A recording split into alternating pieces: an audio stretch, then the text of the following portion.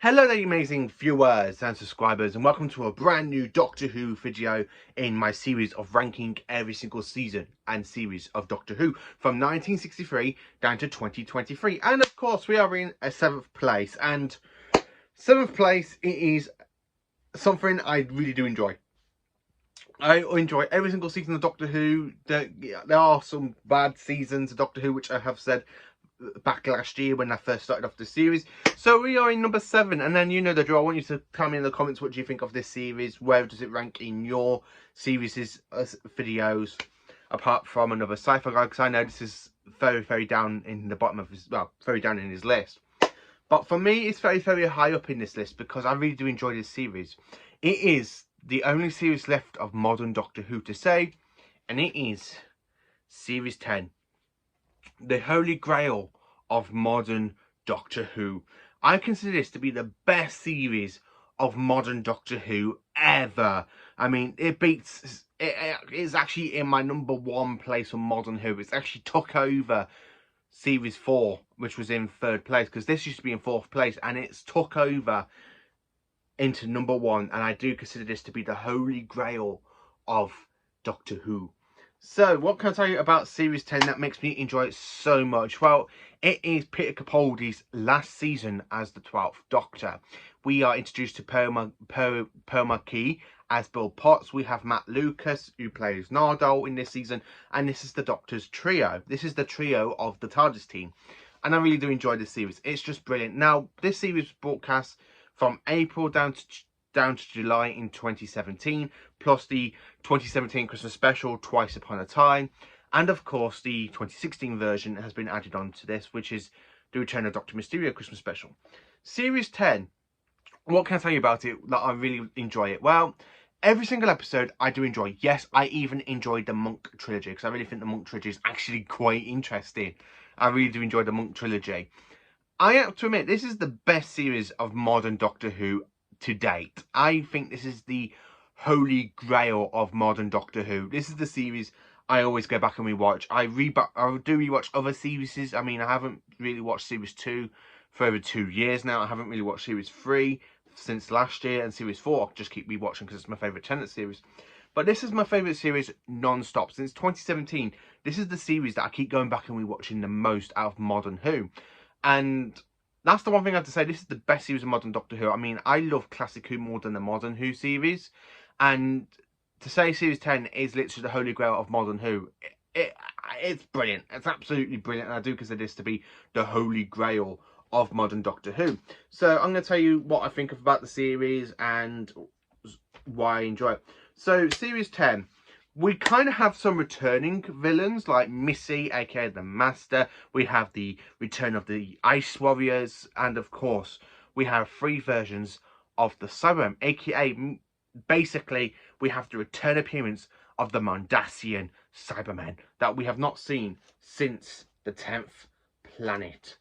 Now, I really do enjoy this series. It is absolutely brilliant. We see the return of John Sim as well as the Master, which I'm going to get into when I get a bit more dive into this video. So I'm going to talk about I'm going to talk about the 2 Christmas specials and then talk about the whole series in general. So the first story we have in the box set is actually called The Return of Dr. Mysterio. Yeah, this is the week Christmas special, but I have to include this as Series 10 because it's on the Series 10 DVD box set, and I would love to add this into Series 9, but I can't because of the way it's just been released on the Doctor Who DVD and Blu-ray box sets. The Return of Dr. Mysterio, it's not a great episode. It's got some good bits in there, like with the Doctor, and of course it follows on from the dynamic between the wedding of the husbands of Riversong, where Riversong dies and the Doctor's on his own. I really do enjoy that little bit, but the rest of the episode, not so much. The pilot, oh my god, this is the best way to open a series of Doctor Who. It's a brand new take on the Doctor Who. It's brilliant, and it feels like a whole new genre of the reboot until we get to the Chibnall era. I have to admit, I really do like the pilot. I love the water, like the pilot itself, the alien puddle creature that takes over Heather because she's got a star defect in her eye, and she notices the difference between a normal puddle and that puddle, and it does swallow her, and it says pilot found. going after a passenger. Now, Pearl McKee as Bill is brilliant. Now, the Doctor is actually at university guiding the vault. I absolutely love Peter Capaldi's outfits for all of this episode because we see the return of my favourite style of the 12th Doctor with his red velvet coat in the scene of the TARDIS where he's there talking to Bill and she's there saying, but these are made of wood. He goes, you're safe in here. Nothing can get through those doors. And when he explains it and he goes, time and relative dimension in space. TARDIS for short. I really just loved the episode. And then, of course, Smile. I really do enjoy Smile because the Doctor is there about to blow up this whole base and then he finds out it's actually the human colony base that the humans woke up before and basically got killed by the MOG robot creatures. Yeah, I really do enjoy Smile. Then, of course, we go into Thin Ice with the, I would say Victorian time. I'm not too sure. I can't remember what time period it was. It's been a while since I watched Thin Ice. I remember doing enjoy it. I do like the big under the Thames alien creature sort of thing, the big giant fish thing when it ends up basically breaking through, and the Doctor does do something nice, and he does hit somebody for being racist towards Bill. I really do enjoy that bit. Knock Knock, brilliant episode. I really do enjoy Knock Knock. It's very, very creepy. It's brilliant. I love the way how it's just a son trying to keep his mum alive by basically having these little wood alien creature things, and it basically turns into this wooden creature, and basically she does basically kill the pair of them.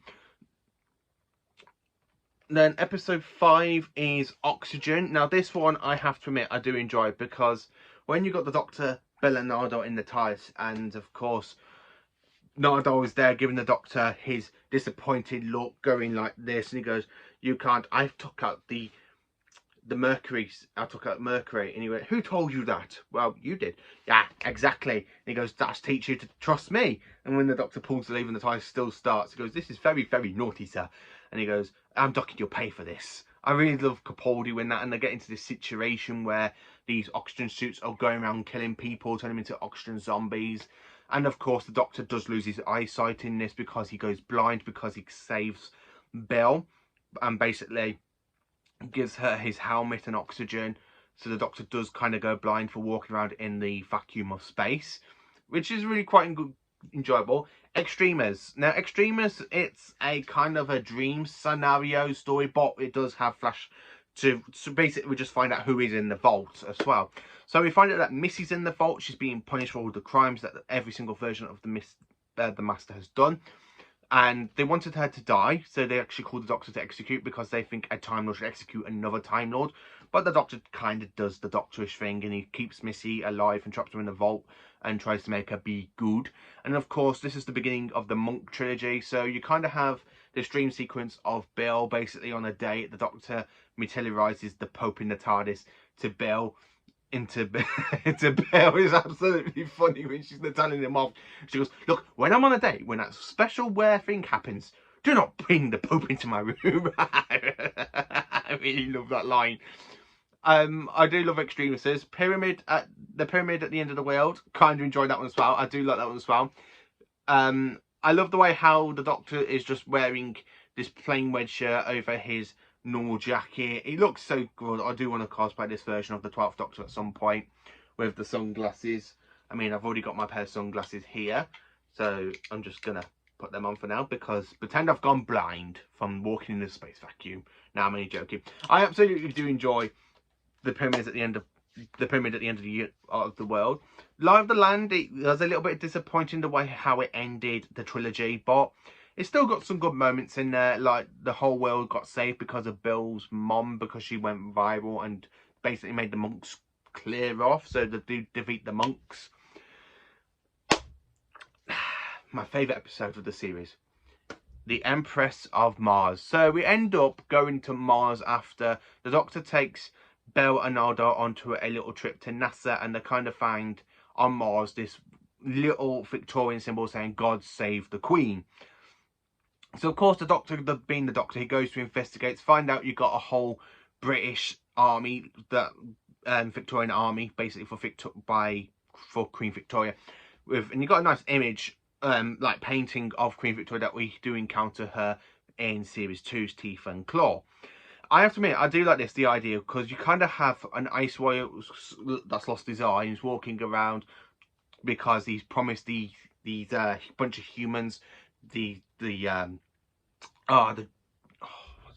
like treasure and something. I can't remember what it's actually called. And of course, the Doctor does quote movies as well. He actually does quote Frozen. Yep, he does quote Frozen in this one.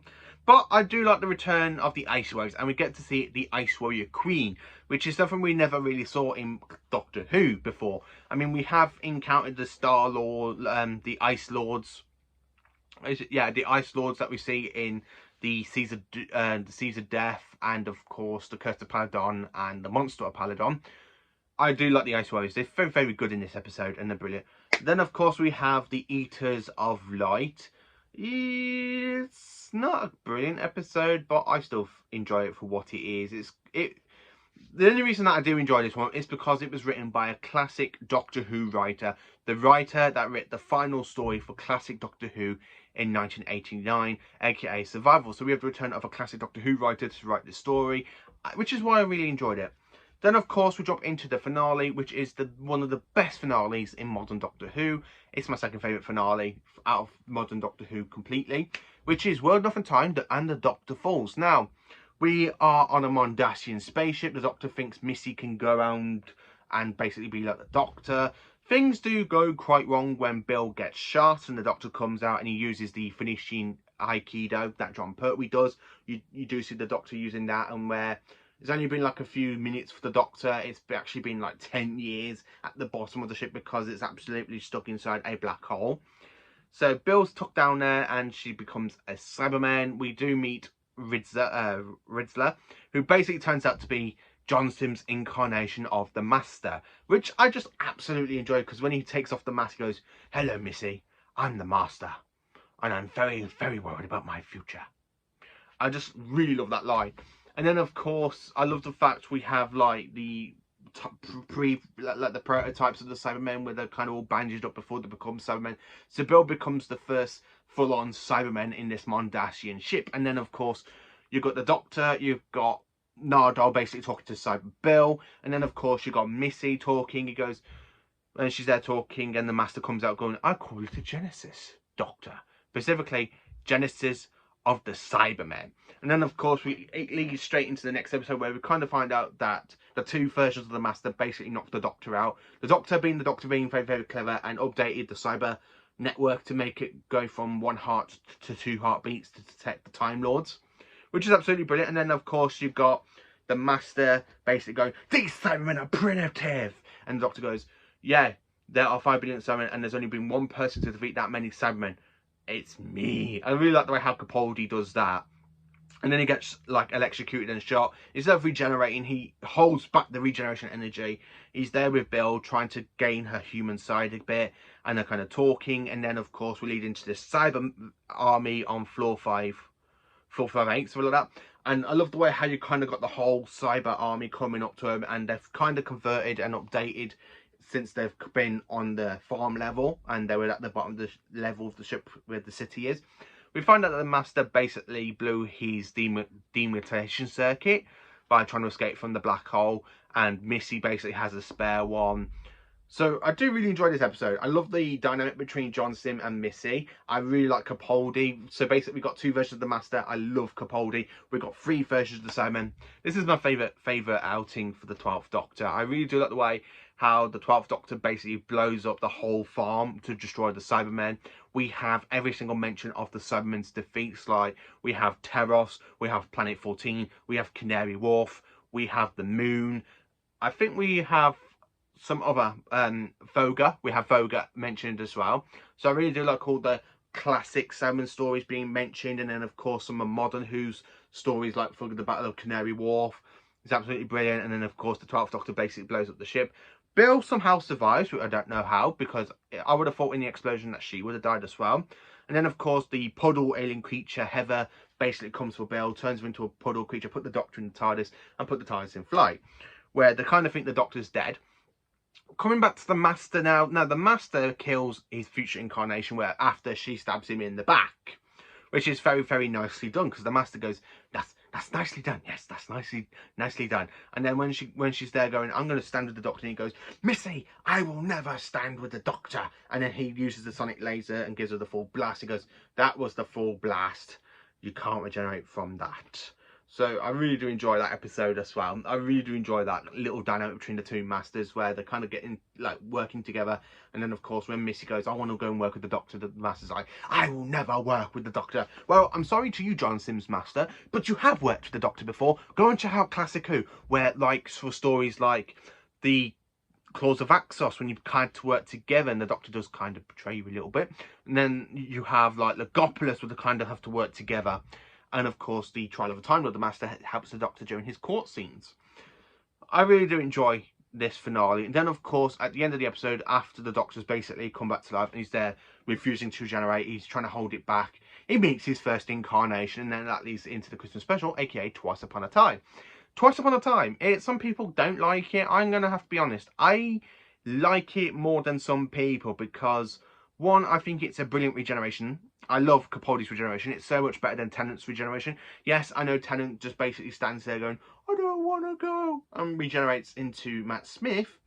But Capaldi, on the other hand, he doesn't go like a wimp. He just gives this big, massive speech and says, Doctor, I'll let you go.